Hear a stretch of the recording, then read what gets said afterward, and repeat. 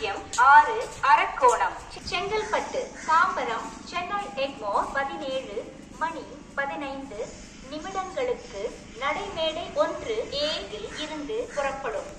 यात्रीगण कृपया ध्यान दें, गाड़ी संख्या 409006 Arakkonam Chennai beach local mark Thirumalpur Kanchipuram Chengalpattu Tambaram Chennai Egmore platform number 1A से 17:15